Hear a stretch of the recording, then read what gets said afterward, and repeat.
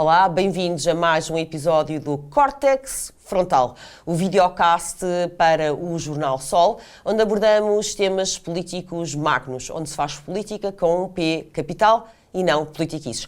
Hoje vamos discutir um assunto muito importante no cenário, no espectro político-partidário português, que é o fenómeno Chega e André Ventura, que tem sido muito glosado na comunicação social, sem que, de facto, se aprofundem as causas, as razões e também as eventuais consequências desta cavalgada de André Ventura sobre o poder. A verdade é que as contradições de André Ventura e do Chega são mais do que muitas. Aliás, não deixa de ser, no mínimo, um pouco irónico que o partido que assegura que é o único que vai falar a verdade e as verdades aos portugueses esteja tão cravejado, tão pejado de sucessivas mentiras e muitas contradições. Comecemos desde logo pelas várias promessas de vitórias eleitorais de André Ventura, que começou por jurar a todos os eleitores que se não alcançasse um determinado resultado nas legislativas, iria demitir-se. Não se demitiu. Depois, mais à frente, nas presidenciais, também prometeu a pé juntos que se tivesse um resultado inferior ao de Ana Gomes, também sairia e deveria ser considerado o pior político de sempre. Na verdade, claro que André Ventura continuou e justamente esses louros do pior político de sempre não recolheu, bem antes, pelo contrário. Se volvermos não tão tarde assim, só a 2019, vamos encontrar sucessivas declarações de André Ventura sobre o ataque que fez aos serviços públicos, ao Serviço Nacional de Saúde e à escola pública, também defendendo praticamente a extinção de todos os serviços públicos. Aliás, outra das bandeiras de André Ventura, o combate à corrupção, é também paradigmática daquilo que é a sua conduta zigue-zagueante.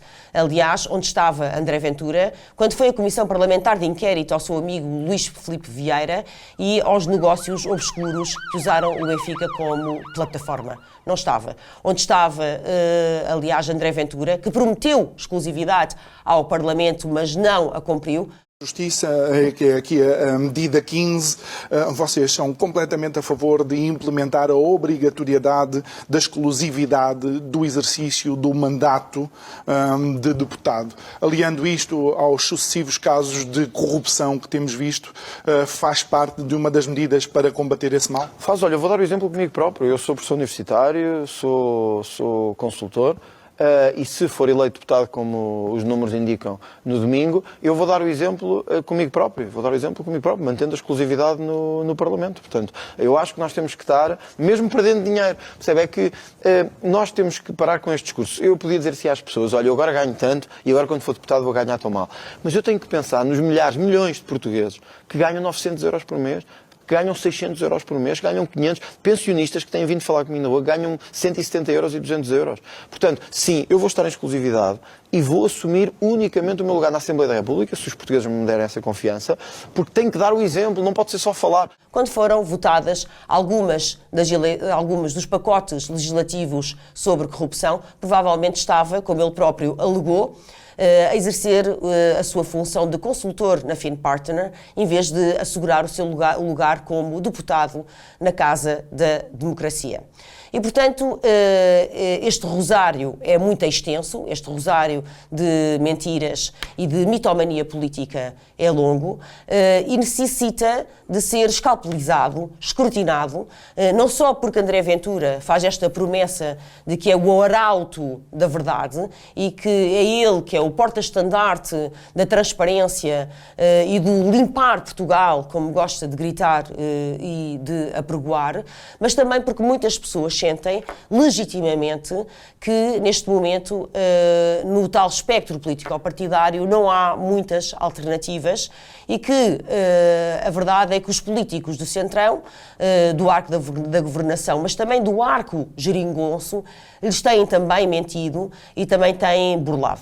Ou seja, as pessoas sentem-se muitas vezes entre o lume e a frigideira, entre a espada e a parede, e que provavelmente entre uma mentira e outra preferem uma mentira mais recente, preferem a novidade. Sobre tudo isto, e provavelmente sobre muitos outros aspectos, eu tenho um convidado muito especial, que é o Nuno Afonso, que teve um lugar de destaque no Partido Chega, do qual já vamos falar, e também muita proximidade com o líder, com André Ventura, e acabou por sair em rota de colisão. Sobre os motivos políticos que levaram justamente a este afastamento e para que justamente se possa lançar alguma luz sobre o que é verdadeiramente o Partido Chega, é que então vamos entablar hoje esta conversa. Muito obrigada, Nuno, por estares aqui hoje connosco, aqui neste videocast do Córtex Frontal, e aquilo que eu gostava de começar por perguntar é: qual foi o teu papel, eu sei que é de relevo, mas gostava que fosses tu a explicar, o teu papel no Chega? Bem, o meu papel no Chega começa ainda antes de haver Chega. Eu já era amigo do André Ventura há muitos anos, não é? Desde adolescentes, desde jovens. No PSD, eu candidatei-me, cheguei-me a candidatar à JSD na zona, na Conselhia de Sintra. Okay. E o André era o meu número 2. Isto foi 2005, se não me engano. E o André era o meu número 2. Portanto, há 17 anos. Já há uns anos, sim, ainda éramos Jotas, não é? Portanto tínhamos 20 e tal anos. E o André foi o teu número 2? Foi o meu número 2. Portanto, nós já nos conhecíamos há algum tempo e tivemos uma amizade durante estes anos todos. Portanto, na altura que houve a ideia de fazer o Chega, ele lembrou-se de mim, porque eu já tinha alguma experiência política, a nível local, sobretudo, e a nível partidário, e ele precisava de alguém que o ajudasse a montar o partido. E falou comigo, e nós na altura começámos, quando houve aquelas guerras abertas entre ele e o Dr. Rui Rio. Eu fui apoiante do Dr. Rui Rio nessa altura, ele tinha sido do Pedro Santana Lopes. E nessa altura, quando ele se incompatibilizou e tentou ele criou o movimento Chega, nasce dentro do PSD. Há um movimento dentro do PSD chamado Chega, que era de contraponto ao Dr. Rui Rio, e depois, como ele não conseguiu reunir os apoios suficientes dentro do próprio partido, que houve pessoas que eu depois um dia poderei falar sobre isto, mas também agora não é a altura, mas houve pessoas que lhe prometeram apoio e depois puxaram o tapete, por assim dizer. E ele acabou por sair do partido. Certo é que o André Ventura, nessa altura, não conseguiu reunir os apoios suficientes dentro do PSD. Sim. E saiu do PSD para criar um partido novo. Ele era, na altura, vereador em Loures e acabou por sair e criou o partido novo. E juntou... Nesse sentido, só para pontuar aqui, nesse sentido, um clássico de muitos supostos independentes, etc., que saem em colisão com um partido e depois então vão fundar um novo ou vão para outro partido. Não é nada de novo aí, digamos. E nessa altura foi mais ou menos, uns meses antes, tinha saído também o Dr. Pedro Santana Lopes para criar o Aliança. Portanto, houve muita gente a sair do PSD para criar o Aliança, como também saiu do PSD depois com o André para criar o Chega. As pessoas que criaram o Chega, que estavam na gênese do partido, que não eram muitas, éramos poucos mais de 10, se não me engano 13, eram pessoas do PSD, algumas do CDS, outras da sociedade civil, mas sobretudo pessoas amigas do André, pessoas ligadas a ele. Pessoas de um círculo, de um anel de grande confiança. Dele, sim. Portanto, Nuno Afonso, tu és um fundador do Chega. Eu sou um dos fundadores, sim. Eu até diria que tu és um proto-fundador do Chega, porque como tu dizes, tu já eras amigo do André Ventura antes de existir o Chega. Nesse grupo de pessoas que criaram o Chega havia muitas pessoas que já eram, ou tinham sido colegas de escola dele, ou colegas de faculdade dele, portanto já havia alguma relação. O tal anel de confiança. Portanto, és uma pessoa, de facto, fundamental, avisada, informada, com uma convivência e que privaste muito próximo com todo o processo, com este processo, até saíres em que ano é que tu sais exatamente do Chega? 2022. 22, exato. Eu agora estava a dizer se era 22 ou 23, mas já foi... Foi logo a seguir às eleições. Foi logo a seguir às eleições em 22. Muito bem. Então, e depois? Portanto, vocês fundaram o Chega, com uma série de ideias, que provavelmente também era a plataforma comum que unia essas 13 pessoas, digo eu. Sim. E depois? Bem, a ideia que nós tínhamos, e eu lembro-me das primeiras conversas que tive com o André sobre o poder criar um novo partido. A primeira vez que ele me falou isso eu nem levei muito a sério, porque estávamos ambos no PSD, e eu na altura, quando ele arranjou aquele clima de crispação com o Dr. Rio, eu na altura não concordei muito com isso. O Dr. Rio tinha acabado de ser eleito eu achei que não era a altura certa para fazer aquele tipo de ataques. Certo. Era uma altura ainda para o benefício da dúvida, sim, pelo menos, sim. não é? Para o estado de graça.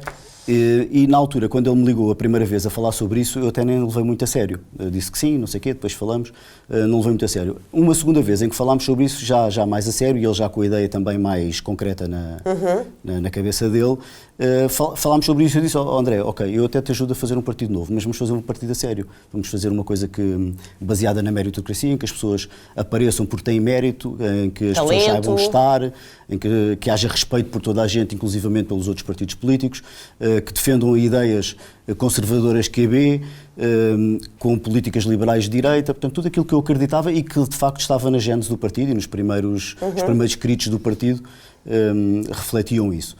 E a verdade é que no início começámos assim, não é? E o tipo de pessoas que se juntou ao partido eram pessoas que se reviam nesses princípios. A partir da altura, depois, esses princípios começaram todos a divergir, porque a partir da altura deixou de ser importante representar aquela base de eleitorado e passou a ser muito mais importante conquistar votos, fosse de que maneira fosse. Crescer de qualquer maneira efetivo, não é? Sim. Porque a ideia realmente que muitas pessoas têm é que o alfa e o ômega do Chega é o crescer. Isso é que é o demagogo. Eu não gosto muito do termo populista, porque acho que ainda há muito ser populista no sentido de ir de encontro àquilo que de facto são as preocupações legítimas, os anseios legítimos do povo. Mas a demagogia, isso sim, não é? Portanto, é a conquista do voto pelo voto em si mesmo e não pela defesa de qualquer valor. Portanto, tu começaste a sentir isso, entretanto, à medida que o partido começou a expandir-se, não é? Sim. E não achas que poderiam ser só chamadas dores de crescimento? Eu acho que usar a desculpa das dores de crescimento... Eu estou a fazer advogado de defesa do diabo, não é? Eu percebo. Mas muitas vezes disse isso, e o próprio André Ventura, em muitas entrevistas, imagino que esse argumento tenha sido usado. Os problemas eram as dores de crescimento. Mas eu não acho. Eu acho que desde o início que as coisas foram geridas de uma forma que, na minha opinião, não era a mais correta. E para o André sempre foi muito importante ter muitas guerras internas, porque as guerras internas permitiam que ele sobressaísse em relação a tudo. Portanto, ele nunca tomava uma decisão porque dizia sempre que eram os outros e os outros é que estão a fazer. E tentava ser o apaziguador. Dava a imagem que era o apaziguador, mas muitas das guerras até eram fomentadas por ele e eram alimentadas por ele guerras próprio.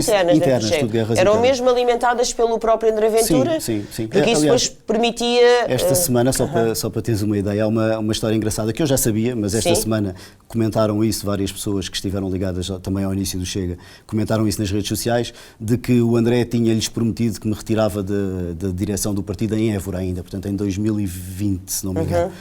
Portanto, já havia este trabalho de fomentar estas guerras internas, de os atirar eles contra mim, depois a mim diziam outras coisas para atirar contra eles, depois acabou por não me retirar em Évora, por outros motivos também, e eu acabei por seguir até 2022, não é? Inclusivamente depois das eleições de 2022 eu continuei como chefe de gabinete. Portanto, estas dores de crescimento na realidade não foram só dores de crescimento, foi uma forma, na minha ótica errada, de gerir todo o processo de crescimento do partido. Portanto, havia o fomento de intriga interna e divisão interna para que depois o próprio André Ventura pudesse surgir como um líder salvífico, alguém que vinha ser o apaziguador, o pai de todos. E havia alguma da minha divergência com o André, e começa logo por aí, tem a ver com a minha forma de ver a política e ver também estes partidos ditos pequenos. Eu acho que o Chega veio para representar um determinado tipo de eleitorado. A partir do momento em que subverte os valores e as ideias que defende e começa a defender outras coisas diferentes, e começa, neste momento, portanto, já mais recentemente, já está a tentar roubar o eleitorado do PSD, portanto já mudou completamente o discurso, já está a apresentar propostas a nível económico muito próximas das do PCP, por exemplo, porque é o que convém. Já quer ser um partido catch them all, como se costuma dizer, um catch-all, sim. Portanto, a questão é, eu acho que os partidos, mesmo os pequenos, devem representar um determinado eleitorado, e a partir do momento em que começam a divergir e a representar e a apresentar ideias completamente diferentes daquilo que apresentaram ao eleitorado, estão a atrair as pessoas que votaram neles. E isso é um erro, porque mais cedo ou mais tarde vai-se pagar caro, é a ideia que eu tenho. E ele está a crescer muito agora, não é tanto por mérito próprio, embora exista, claro, mas é mais por demérito dos outros. E nós temos a ver, vimos quase todas as semanas, vimos o PS com problemas na justiça, vimos o PSD com outros problemas semelhantes. Portanto, eu acho que há muito demérito dos outros. Na introdução justamente disse que as pessoas sentem muito entre a espada e a parede, entre o lume e a frigideira. Para quem não acompanhou, já vamos aqui retomar o fio da conversa com o Nuno Afonso. curiosidade, que é arquiteto, mas para quem não acompanhou as últimas intervenções do André Ventura, aquilo que o Nuno se está a referir é à proposta de André Ventura quanto às reformas e à equiparação das reformas ao salário mínimo e outras medidas que, na verdade, representariam um volume, do ponto de vista da massa monetária, muito significativo, muito importante. Ficou por explicar da parte de André Ventura como é que isso poderia ser feito e que extravasa justamente o tal objetivo inicial. Sim. É isso? Foram essas propostas e outras. Eu lembro-me, por exemplo, no aniversário do partido em 2022, precisamente, em que ele tem um discurso em que diz que o partido afinal não é de direita nem de esquerda. Portanto, para as pessoas de direita que se juntaram ao partido porque ele dizia antes, até essa data, que era o único partido realmente de direita em Portugal, depois de repente muda toda essa retórica e as pessoas... a maior parte acaba por se ressentir e refletir sobre isso que acabou de ouvir. Mas a verdade também, e isto é algo que eu tenho dito, é que aquele partido funciona muito com o ambiente de seita, em que as pessoas têm um líder e vão atrás do líder, vai ele para onde for. Bem. E é isso que é cultivado quando se fomenta a intriga interna. Não é só tudo o resto, repara, Joana, todos os congressos do partido, até... agora, estes dois últimos que aconteceram, inclusivamente este, que já foi completamente diferente, já há muito mais profissionalismo, até na forma da organização do Congresso, todos tinham fotografias... Também há muito mais dinheiro. Todos tinham fotografias do André Ventura espalhadas pela sala. Este já não tinha. Este tinha a bandeira de Portugal no lugar onde havia antigamente as bandeiras do André. O rosto do André. Portanto, toda essa retórica que havia era exatamente para conduzir à ideia de um cénico. Mao Tse-tung, Jim Jones, e ele próprio tinha o discurso de que estava numa missão divina e que era o quarto segredo de Fátima e que... Sim, já ouvi e já vi até, inclusivamente, uma fotografia de André Ventura dentro de uma igreja, não saberia dizer qual é que era, mas em que André Ventura legenda exatamente isso. Estou imbuído de uma missão superior. É no primeiro dia em que ele toma posse na Assembleia da República, cada um dos 3 novos deputados, era Joacim Catar Moreira, o João Coutinho Figueiredo e o André, foram acompanhados por jornalistas, e o André fez questão de ir à igreja de São Domingos de... Portanto, também... São Domingos, não. São Domingos Benfica, será? Não. Aquela do Chiado. Já sei qual é que é. Onde ele casou. Mas portanto, também, tu recordas-te então dessa mesma fotografia. Sim. Por acaso também me marcou. Mas voltando a um passo atrás, porque tu dizes, e eu acho que compreendo bem, até dentro daquilo que é a minha experiência pessoal político-partidária, eu acho que entendo bem o que tu estás a dizer, é que isto é um pequeno partido que nasce com a intenção de responder a um certo diâmetro, a um certo perímetro de eleitorado, e que depois em nome de um crescimento, de um levedar, de um fermentar muito acelerado, descaracteriza-se, não é? E já mais ou menos vale tudo. Mas, por exemplo, vou dar um exemplo que a mim não me surpreendeu também por isto. Porque André Ventura, na sua tese de mestrado, ou de doutoramento, já não me lembro, uma tese académica, ele defende os direitos das minorias étnicas e também se opõe à justiça punitiva. Mas depois, quando vai criar o Chega, já tem uma narrativa completamente diferente. Portanto, uns anos depois, quando cria o Chega, já tem uma narrativa completamente diferente, quer em relação aos imigrantes, quer à justiça punitiva. Portanto, agora também não me admira que ele agora, por exemplo, nesta última convenção, já nem sequer fala da etnia cigana, ou da castração química. Perdão? Da castração química. Ou da castração química, exatamente. Portanto, ele já foi uma coisa e o seu contrário e depois voltou a repetir, e uma coisa e o seu contrário. Tu não sabias, não estavas à espera, apesar de conheceres o André Ventura há tanto tempo, não estavas à espera que fosse capaz de se camuflar ou de ser tão camaleónico. Não só não estava à espera, como sobretudo não concordava com essa forma de estar na política. Não concordavas e o resultado está à vista. E a questão era essa, quando ele me dizia, prepara uma proposta legislativa sobre isto. E eu respondia, André, eu concordo, mas acho que não é a altura certa para... Não, esquece, vamos fazer isso agora, porque é mediático e vamos lançar para a imprensa. Havia às vezes alturas em que ele pedia para fazermos as peças, lançava a notícia, ou ele lançava a notícia antes de nos pedir para fazer, de manhã lembrava-se e mandava as notícias sobre o Chega vai apresentar qualquer coisa. Portanto, depois é que pedia. para quem não está a perceber bem, antes ainda de o grupo parlamentar ou da equipa... Neste caso era só ele, era deputado único. Exatamente, sim. Era deputado único. Antes ainda do grupo poder, a equipa poder, de facto, fazer o texto legislativo, já estava o André Ventura a comunicar com os órgãos, com a imprensa, etc., com os órgãos de comunicação social, a dizer que ia ser lançado. Às vezes acabava por nem ser feito. Na realidade acabava por nem ser feito e nem ser entregue depois aos serviços da Assembleia da República, mas também não interessava porque o importante era passar na comunicação social. Há sempre estes dois vetores, que é crescer e ter mediatismo, não é? Sim. Estar na ordem do dia é o mais importante, não é? Para qualquer partido, ou para qualquer partido devia ser. Sim, mas não há custa de tudo, não é? A verdade é que o André está... Não vale arrancar olhos. A verdade é que o André, neste aspecto, eu acho que ele está muito à frente dos outros partidos. Embora nos outros haja assessores de imprensa, haja tudo isso, o André consegue também, e isto tem a ver com a forma de ser. Eu, por exemplo, sou incapaz de dizer algo que não acredito.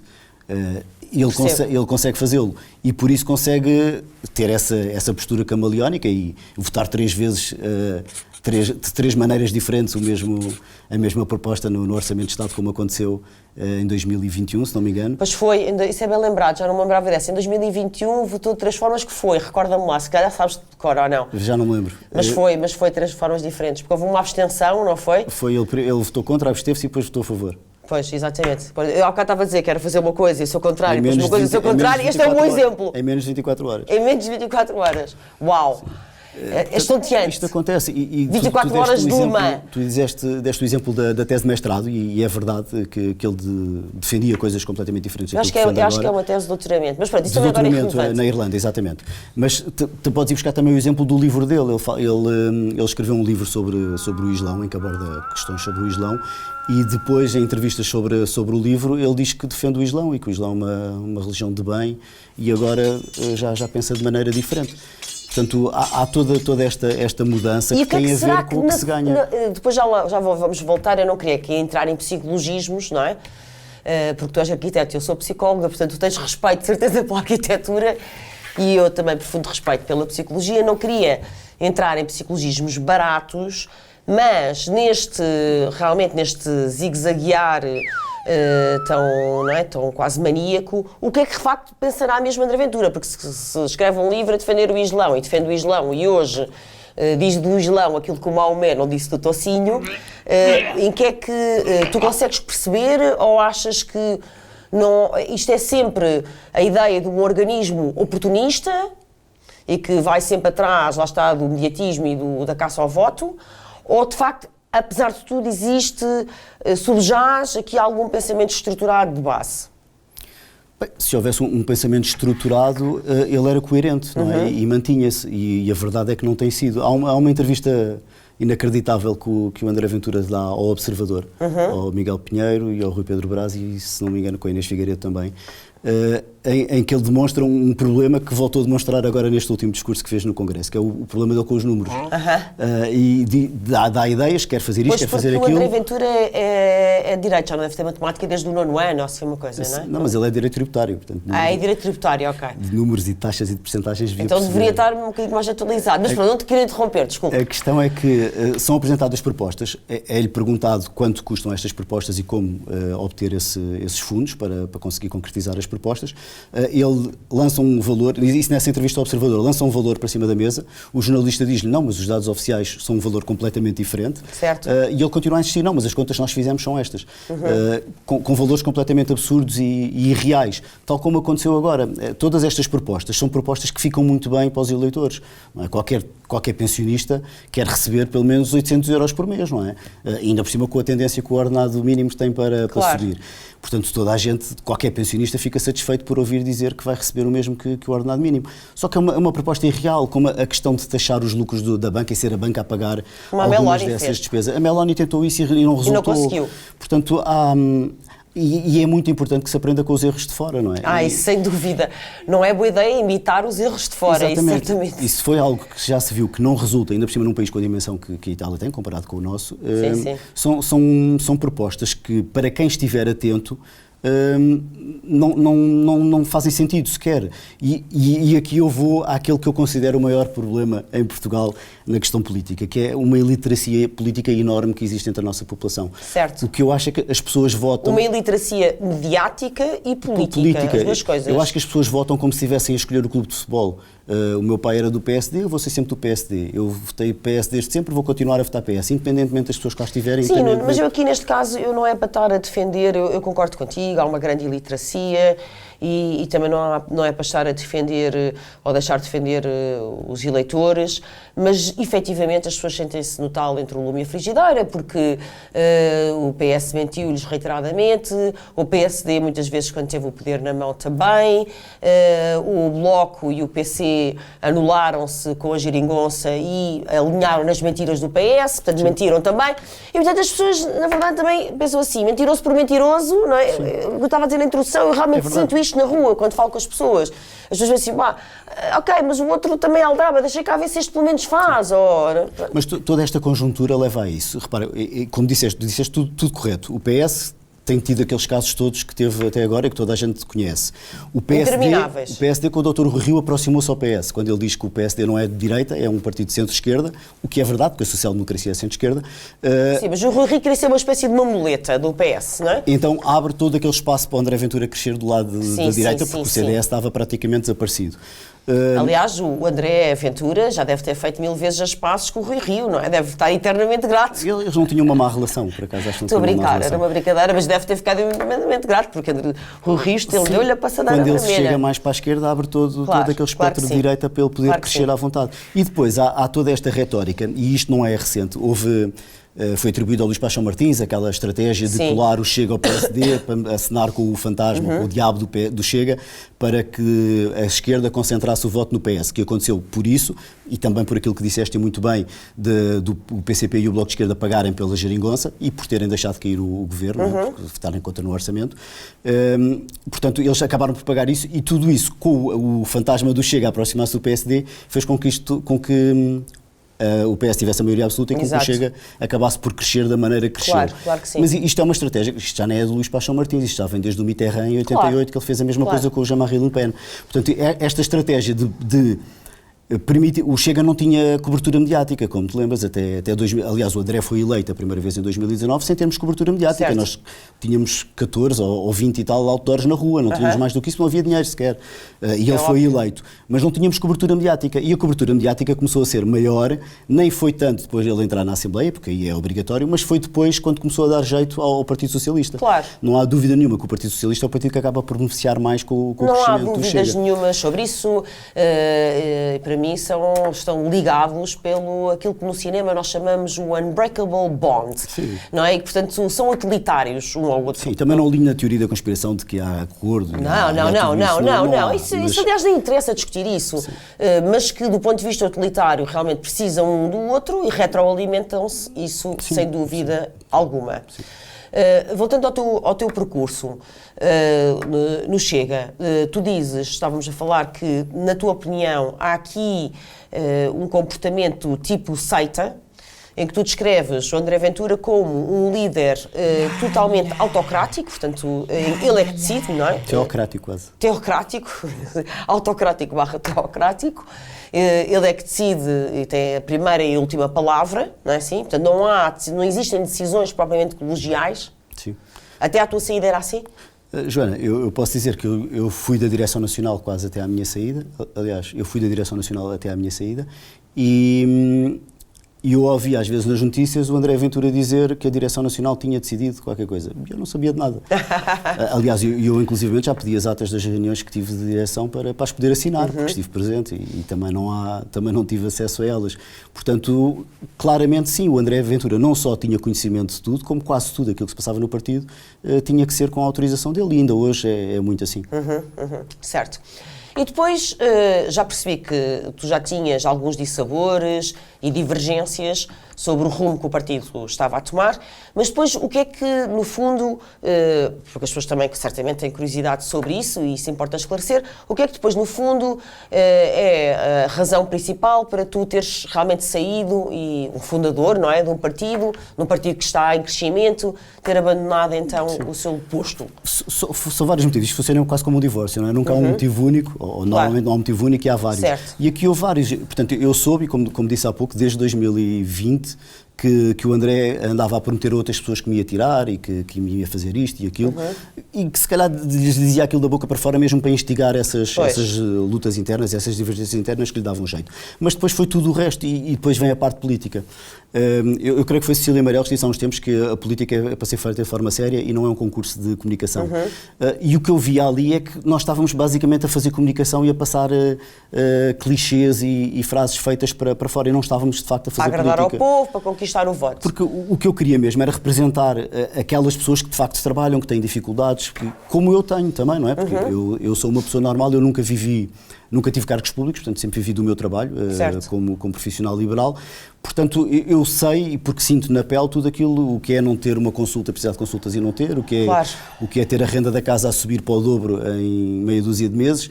Portanto, e era essas pessoas que eu acho que nós devíamos representar legitimamente. Até que eu começo a entrar em muitos interesses, não só económicos, mas interesses sociais e vários tipos de interesses de sociedades mais ou menos secretas para dentro do partido, que foi coisas que eu sempre lutei ao longo da minha vida política, por assim dizer, porque eu sempre estive envolvido na política, já o meu pai tinha sido autarca também do PSD e dos TSDs. E porque eu vejo que na política há duas coisas que são muito importantes que um político devia ter, na minha opinião, e eu acho que muitos fogem disso. Primeiro, é a experiência de vida. Eu acho inacreditável como é que alguém que sai da faculdade e de repente é deputado vai legislar e me vai dizer a mim, que ando daqui há 40 e tal anos, como é que eu tenho que viver a minha vida. Claro. Porque são pessoas que não têm experiência política absolutamente nenhuma. Há muito disso nos Jotinhas, não é? E nós tivemos, no ano em que nós entramos, portanto em 2019, houve uma deputada socialista que tinha vindo da Jota, precisamente, em que dá uma entrevista nessa semana, na semana em que começa a legislatura, em que diz que nunca teve um emprego ou um trabalho que não tivesse sido arranjado pelo partido. E é isto que eu acho profundamente errado na política portuguesa. Nós temos, eu às vezes na brincadeira com os meus amigos digo, eu não quero que a minha filha vá para a faculdade, quero que ela vá para uma Jota logo aos 14 anos.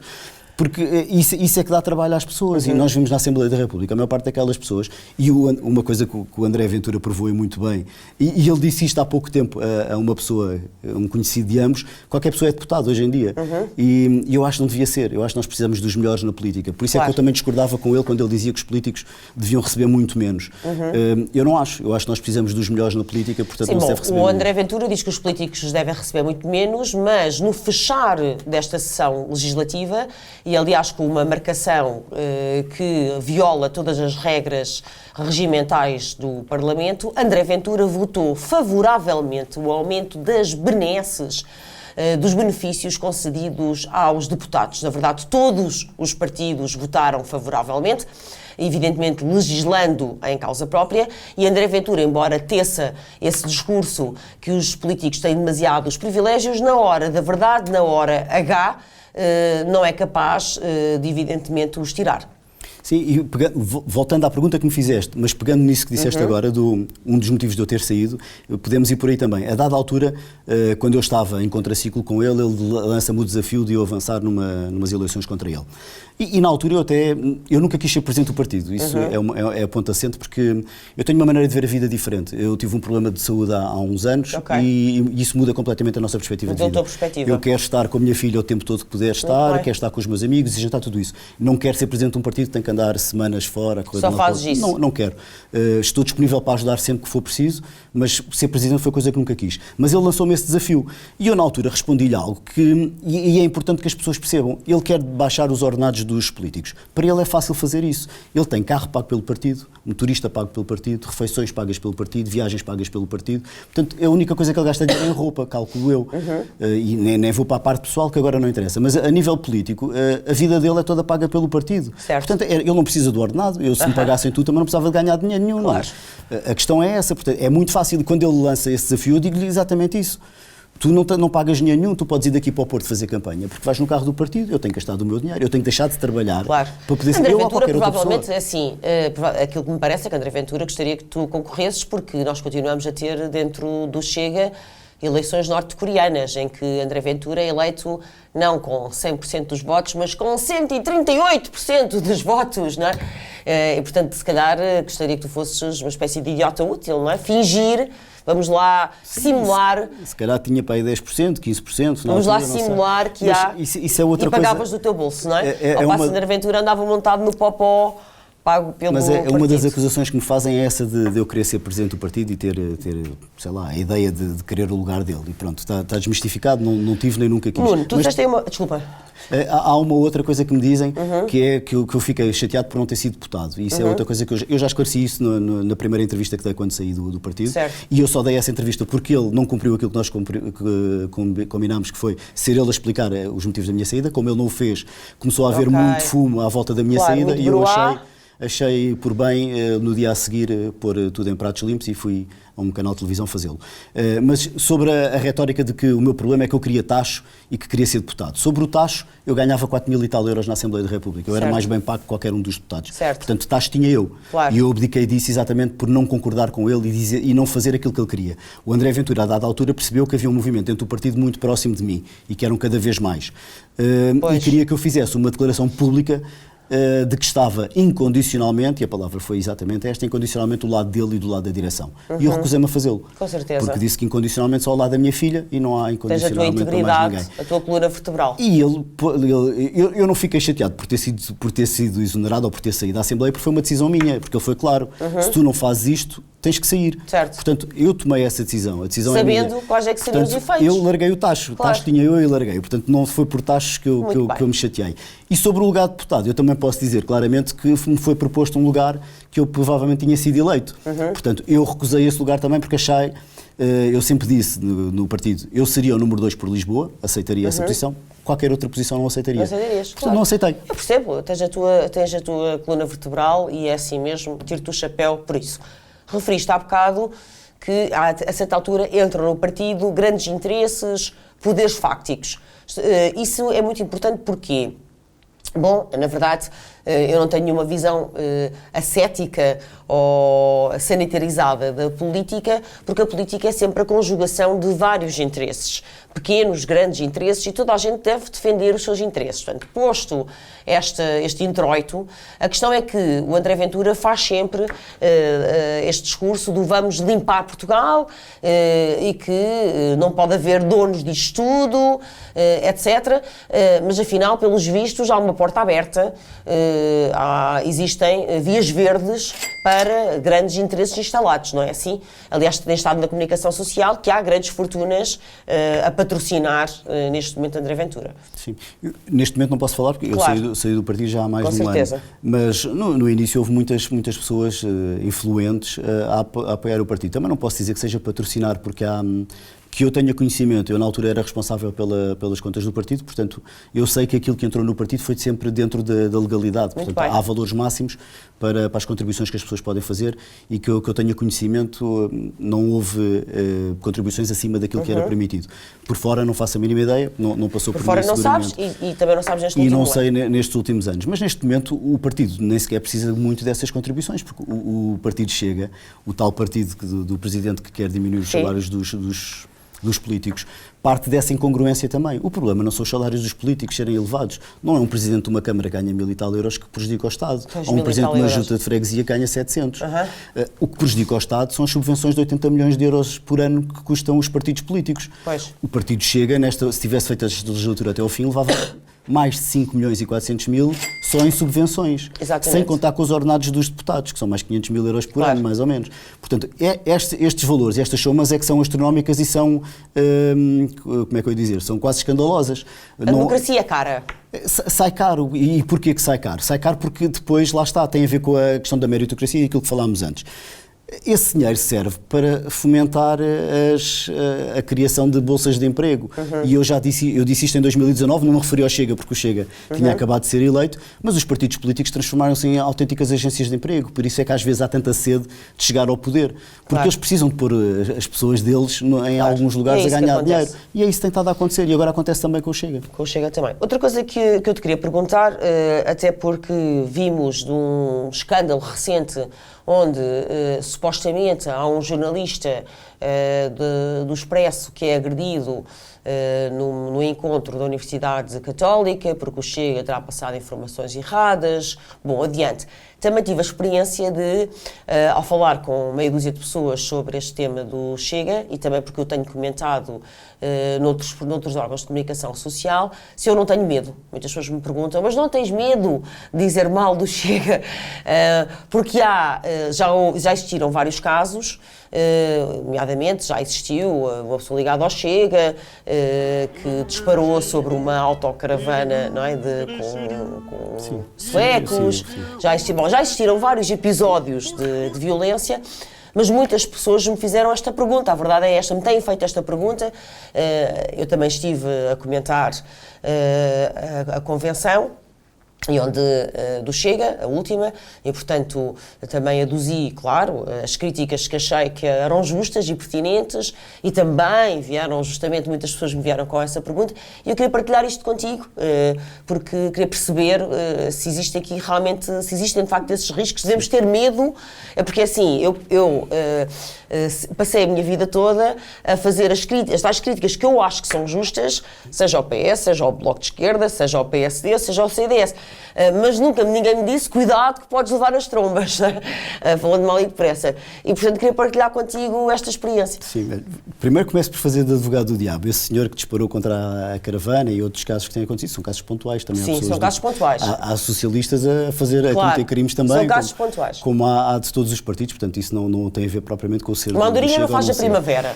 Agora, pegando naquilo que eu também já mencionei, do partido funcionar quase como uma seita, exato, isso depois também potencia esse tipo de comportamentos. Eu vejo pessoas, e eu já escrevi sobre isto, eu vejo pessoas a terem comportamentos ali, naquele grupo, e tu és psicóloga, sabes isto melhor do que eu, explicarás melhor do que eu, a terem comportamentos em grupo que não teriam de outra forma, e a terem comportamentos ali que de outra forma não teriam. Mesmo a psicologia de grupo. E eu falo por mim, e eu gosto muito de falar pela experiência própria que tenho, porque essa é cabal e eu sei aquilo que estou a passar. Eu há pouco tempo tive um processo, foi-me instalado um processo pelo Bloco de Esquerda, por declarações que eu tinha feito. Certo. Eu tinha legitimidade e acabei por ganhar o processo. Eu tinha legitimidade e sabia aquilo que estava a dizer e tinha provas daquilo que estava a dizer. Mas a verdade, e a juíza depois disse que isto é tudo farinha do mesmo saco, a nível político.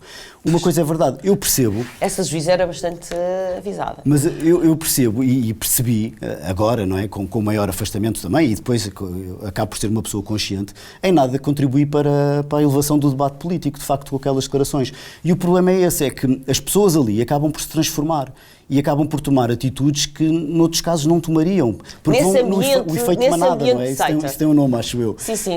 Não, basta dizer, eu há bocado disse que havia aqui coisas, comportamentos que podiam ir desde Mao Tse-tung, até Jim Jones, porque eu gosto de dar sempre este exemplo, para quem não está tão familiarizado com as questões da psicologia de grupo e das massas, do Jim Jones, que criou uma seita que levou ao suicídio de centenas de adultos, muitos deles de classe média alta, suicídio coletivo, em grupo, que não só se mataram, como também mataram os seus próprios filhos. E tudo em nome, justamente, de acreditarem nas crenças estapafúrdias, excêntricas, escaganifobéticas de um guru apsicopatado que era o Jim Jones. E há outros casos, este é muito icónico, porque de facto foram centenas de pessoas, não é, no suicídio coletivo. Eu não imagino o que é que sejam para as forças policiais encontrarem um cenário destes, mas existe para explicar, sem querer agora aprofundar muito o tema, porque obviamente não é esse o âmago aqui deste episódio do córtex frontal. É evidente que existe essa coisa do group thinking e de fenómenos específicos comportamentais dos grupos que transformam as pessoas, não é? E portanto aquilo que eu percebi, o que tu estás a dizer é transformam as pessoas até este limite de se matarem-se e matarem os seus próprios filhos, não é? No caso do Chega, não acredito que Chega. Não, eu não estou a dizer isso. Não estou a dizer isso. Não, nem pouco mais ou menos. Não estou a dizer isso, nem pouco mais ou menos. Mas estou a dizer que existem estes fenómenos. E daquilo que eu depreendo das tuas palavras é que, embora tu tenhas ganho este processo que instauraram contra ti, tu colocas a mão na consciência e, apesar de tudo, achas que realmente não terias feito essas declarações Ponderando de outra forma. Ponderando de outra forma, porque também estavas imbuído e contaminado por uma determinada dinâmica, se calhar mais tóxica ou mais perversa. Eu era chefe de gabinete de um amigo, não é? Acima de tudo era um amigo, e achei que o devia defender, e defendi-o dessa forma.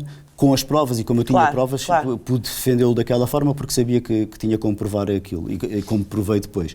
Mas a verdade é que se calhar numa outra circunstância não teria usado aquelas palavras ou feito isso daquela forma, e revejo isso no comportamento de algumas pessoas que eu conhecia até fora do partido e da política, que depois acabam por ter comportamentos que eu sei que dificilmente teriam se não estivessem naquele espírito. E eu acho que isso acaba por ser... Não é perigoso do ponto de vista físico ou das pessoas virem fazer mal a alguém. Isto que aconteceu com o jornalista, eu não sei ao certo o que aconteceu quando estava lá e prefiro não comentar sequer. Mas há outros episódios que eu vi e dentro do partido que realmente não me revejo. E agora perdi-me aqui, eu queria dizer qualquer coisa, isto depois pode ser editado. Não te preocupes com isso. Só para te dizer, eu não gosto de demonizar nenhuma força política, nem sequer o Chega, não vou demonizar. Eu gosto mais de analisar e de fazer um escrutínio, mas há uma coisa, até porque, como deves imaginar, a psicologia política é um tema que me interessa de sobremaneira, porque casa duas das minhas paixões, a política e a psicologia. Aliás, tenho até um livro, O Cérebro da Política, justamente sobre este tema, e de facto nessa luz nós podemos, à luz da psicologia política, nós podemos agrupar os grandes líderes da história da humanidade em dois grandes grupos. Aqueles que têm o poder para e os que têm o poder sobre. Aqueles que têm o poder para transformar, para mudar as sociedades, para melhorar as sociedades, e depois aqueles que têm o poder sobre, ou seja, aqueles que gostam de ter o poder para dominar, para controlar. E realmente os primeiros são da ordem da empatia com o próximo e os segundos são da ordem do ódio.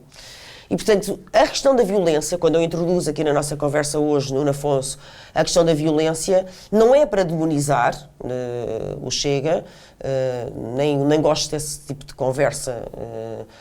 Eu não vou dizer que o Chega é conversa de taxista para fazer conversa de taxista, não é? Não gosto desse tipo de paleio.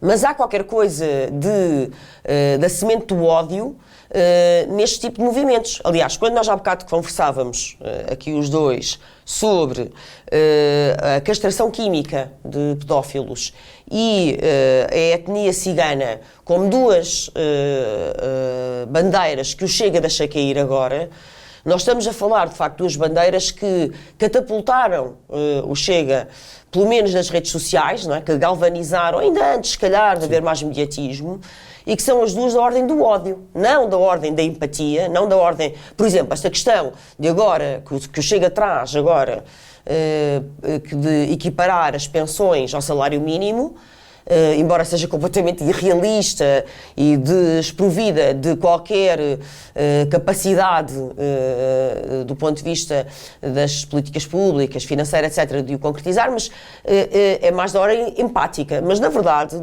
nesta base, não é, que nós olhamos para algumas destas propostas, e elas parecem muito mais, de facto, alicerçadas no ódio ao outro do que propriamente na colaboração, na cooperação ou nos movimentos solidários.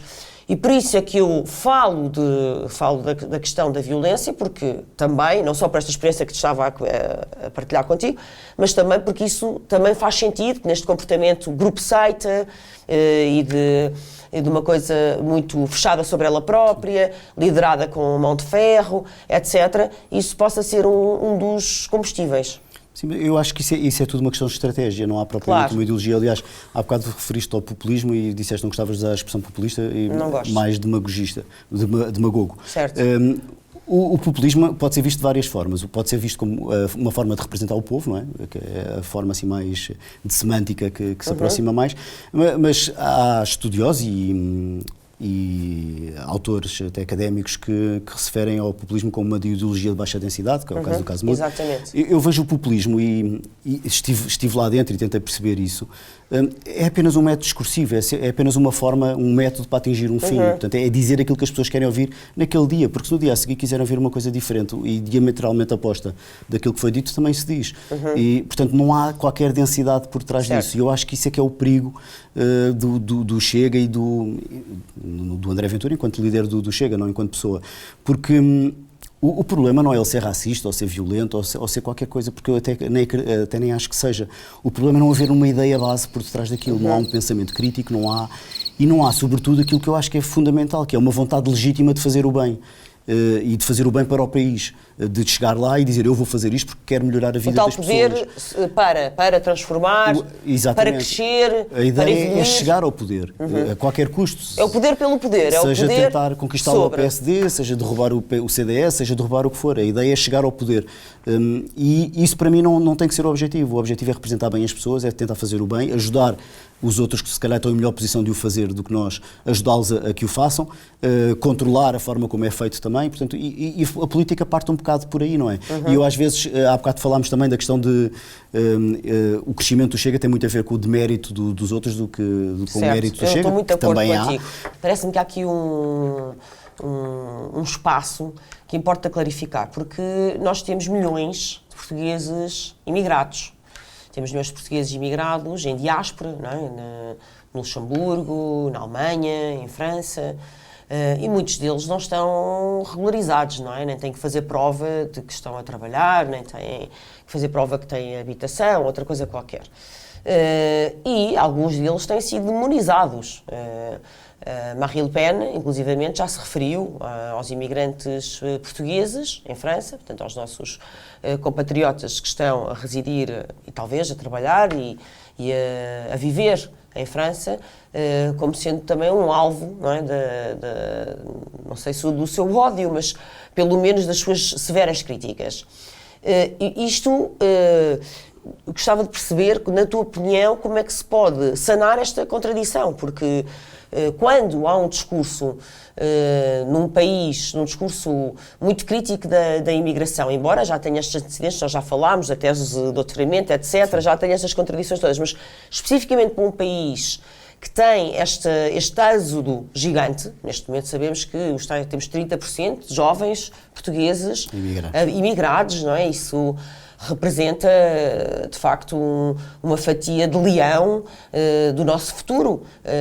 Mas como é que se pode compatibilizar isto e como é que tu lês isso neste momento dentro do Chega, não é? Porque a escalada contra a imigração, embora ela até tenha tido grande proveito na segurança social, subsiste.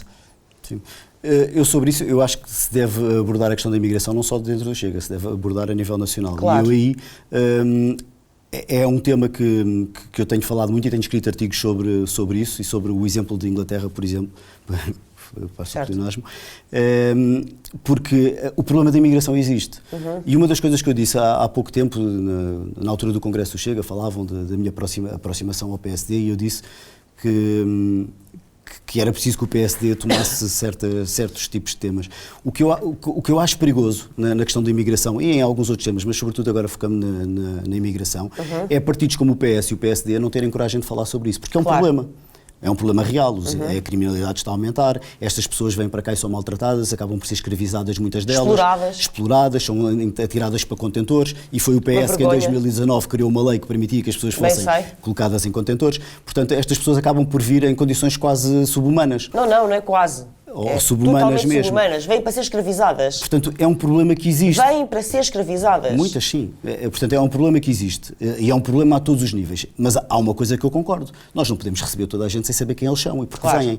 E o grande problema do Chega e do André Ventura nisto, para mim, na minha opinião, é ele não saber tratar do assunto. Não se resolve os problemas de imigração a dizer que o problema são aqueles imigrantes que vêm para cá com o telemóvel na mão no barco. Isso é irrelevante.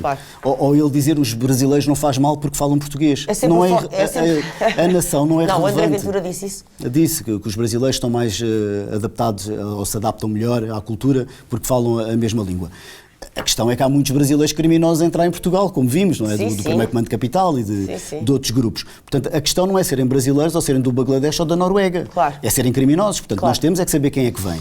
Nós precisamos de imigrantes para a agricultura. Precisamos, mas há empresas de trabalho temporário que os trazem. Sem dúvida alguma que a questão da imigração em massa para muitos países europeus é um tema relevante, quer para as condições de vida das pessoas que nos escolhem como país de destino, quer para a própria sociedade de acolhimento e a maneira como ela pode continuar a estruturar-se e a manter os seus valores, etc. Mas isto é sempre tratado de uma forma folclórica. Nuno Afonso, outro tema que eu gostava de perceber melhor é a questão da gestão da Covid no Chega. Porque muitas pessoas, eu fui muito vocal durante estes anos todos, não é? 2020, 2021, 2022, sobre a questão da Covid. Estive desde março de 2020 nas televisões e na imprensa portuguesa a defender uma outra gestão de saúde pública.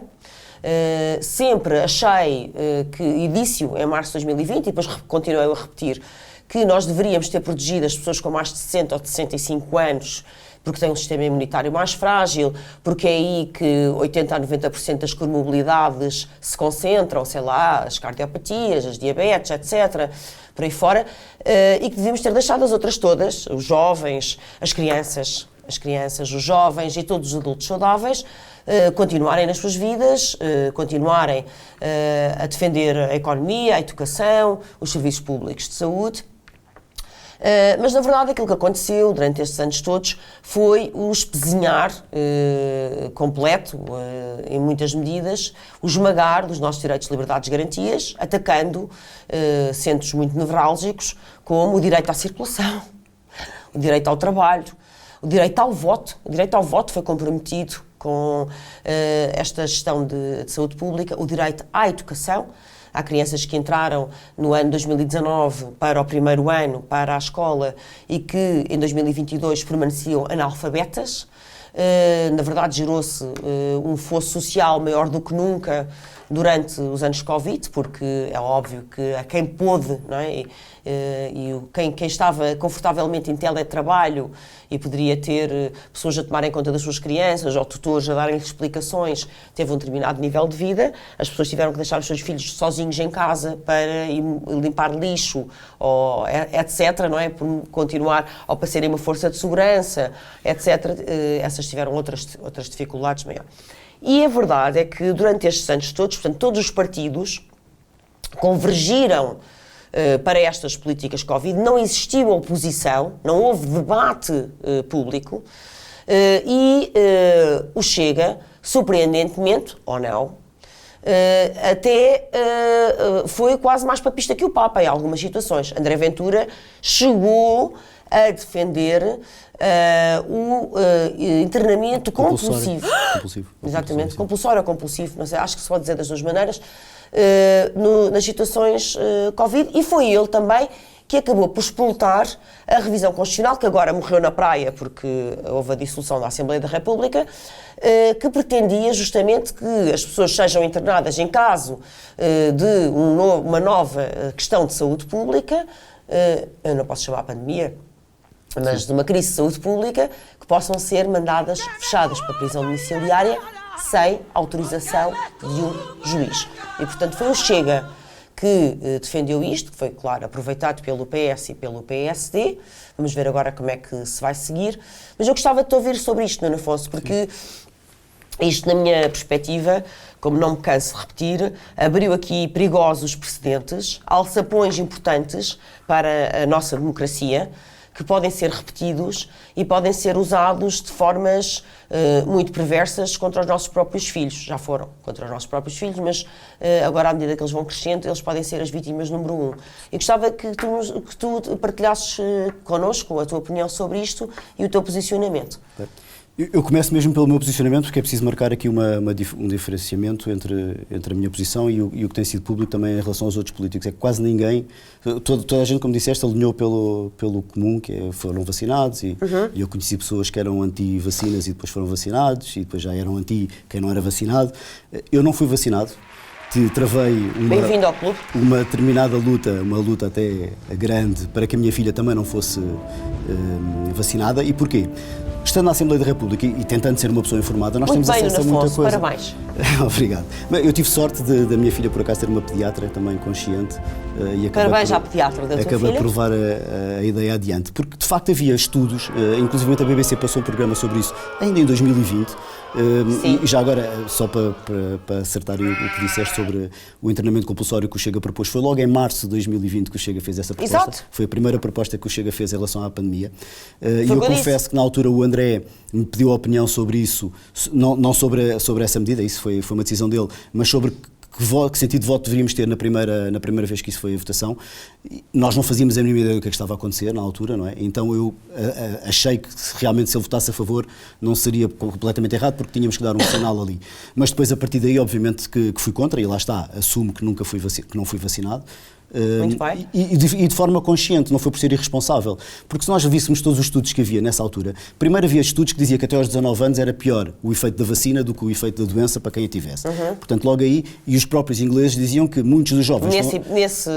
Do documentário da BBC, os jovens em Inglaterra estavam a ser vacinados, não é porque acharem que precisavam, é porque se não tivessem a vacina não podiam ir aos concertos de rock e não podiam aos estádios ver futebol. Sim, mas esse isso é o grave. da BBC não pode ser de março de 2020, porque as vacinas... Não, é posterior, é 2021. Exato.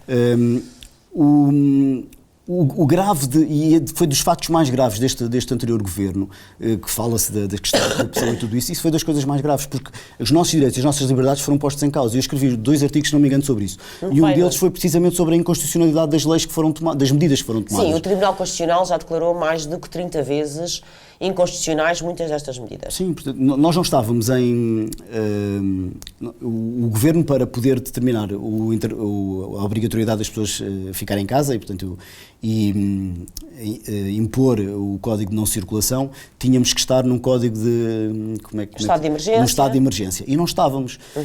Houve alturas em que isso foi decretado e não estávamos em estado de emergência. Portanto, é completamente inconstitucional aquilo que foi feito. Existiram, inclusivamente, crimes, o crime de violação do confinamento, que foram legislados em Conselho de Ministros. Exatamente. Quando só a Assembleia da República pode legislar sobre um crime, como é óbvio, não é? Sim, e isso é uma outra questão que também dava uma outra conversa, que é o nós dizermos que somos um regime semi-parlamentarista, no entanto, 70% das leis são aprovadas em Conselho de Ministros e na Assembleia da República. Verdade.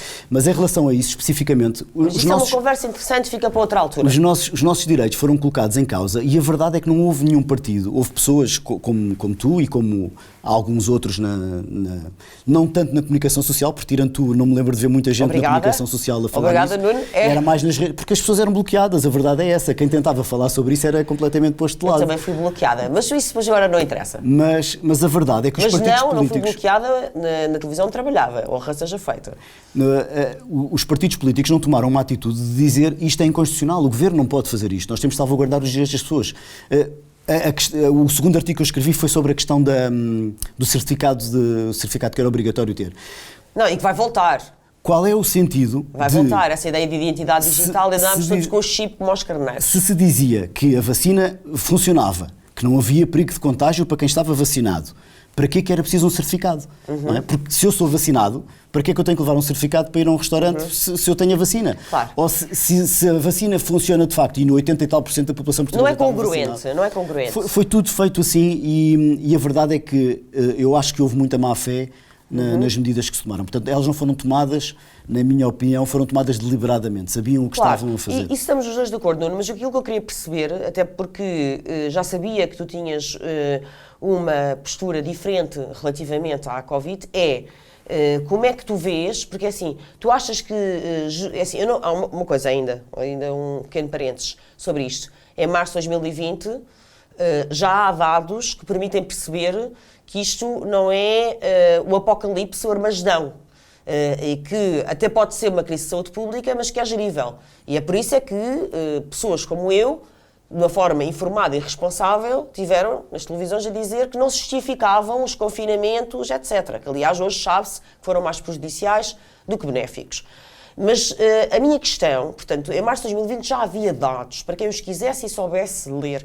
Mas tudo bem, eu ainda consigo dar aqui um desconto ali até maio de 2020, porque o medo, de facto, é mais poderosa emoção humana e foi a corda que foi tocada e que para as pessoas se poderem organizar. Mas aquilo que eu queria entender contigo, Nuno, é: tu achas que esta adesão total de André Ventura e do Chega às políticas Covid, sendo até mais papista que o Papa, com a tal proposta de internamento compulsório, até à revisão constitucional para mandar as pessoas para casa sem o mandato, sem a palavra de um juiz, tu achas que isto foi porque havia uma crença que isto de facto era a melhor medida de saúde pública, ou que pura e simplesmente o Chega queria cavalgar a tal onda de medo, não é? E granjear, arranjar mais votos? Eu queria ouvir a tua opinião. Analisa isso do ponto de vista do marketing político. É isso. Tu és política e tens de tomar decisões, és presidente de um partido, tens de tomar decisões. Toda a comunicação social está a apontar numa direção. O que é que te acontece a nível de audiências e a nível de eleitorado se tu fores contra tudo aquilo que 98% ou 99% da comunicação social diz? Vais perder votos e vais passar por maluquinha. Claro. Aliás, houve um partido ou outro que se tentaram levantar contra isso e passaram pelo partido dos malucos, não é? Não houve nenhum partido que tentasse... Acho que o ADN tentou... Não, tentasse levantar. Sim, mas isso, quer dizer, estamos a falar de pessoas que tenham visibilidade, representação parlamentar, dos partidos com representação parlamentar, ninguém falou nisso, toda a gente falou nisso. E alinharam porquê? Porque era pouco... Como é que eu ia dizer? Não ia cair bem entre a população um partido dizer o contrário de tudo o que os outros estavam a dizer, porque a população estava com medo, foi incutido aquele medo nas pessoas. E eu não estou a dizer que não morreram pessoas e que foi grave, mas eu no artigo que eu escrevi nessa altura eu dizia que mais cedo ou mais tarde... Nós agora temos com uma mortalidade mais exatamente, alta por causa da gripe A, e até temos a gripe A agora. Temos uma mortalidade mais alta do que estávamos com a Covid. Portanto, isto é que é um facto, e neste momento nós estamos a abrir e a fechar os telejornais com os números dessa mortalidade. Sim. Nem estamos a escalpelizá-la, não é? Passá-la a pente fino como fizemos nessa altura. Portanto, eu nem estou a discutir isso, estou só a discutir portanto, tu sempre tiveste uma postura diferente, um pensamento diferente sobre isto, e é a tua convicção que o Chega alinhou com a narrativa oficial da Covid, porque era isso que trazia votos, era isso que rendia apoios. Vê ao contrário, não era por isso render votos, era porque o contrário ia fazer perder muitos votos. Está bem, está bem, tens razão, é uma formulação mais feliz a tua. Assim não havia o risco de haver perda de votos. Exatamente, e rotulado como o chalupa, ou ser rotulado irresponsáveis. Como irresponsáveis, conspiracionistas, etc. Isto é um ponto importante. Mas agora vê-se quem é que tinha razão, não é? Verdade, agora vê-se quem é que tinha razão, embora muita gente não queira admitir, e até algumas pessoas que na altura estiveram caladas queiram agora dizer realmente devia-se ter pensado melhor. Bom, mas na altura estiveram caladas, ou então até estiveram vocais a defender estas medidas. Bom, queres acrescentar alguma coisa? Não, sobre isso não. Não, sobre outro tema, porque senão vamos caminhar para o fim, só fazemos aqui um corte. Acho que não. Ok, bom, queria agradecer então, já viram, prestimosa e muito clarificadora prestação aqui do Nuno Afonso neste episódio do Córtex Frontal, alguém que conhece muito bem por dentro todas as vísceras, os alicerces do Chega e, portanto, traz aqui um testemunho extremamente válido e verdadeiro. Muito obrigada, Nuno. Obrigado. Maiores felicidades para ti e para o teu percurso. Muito obrigado. E a vocês que acompanham aqui este videocast do Jornal Sol, não percam já o próximo episódio do Córtex Frontal. Fiquem desse lado e sigam-nos.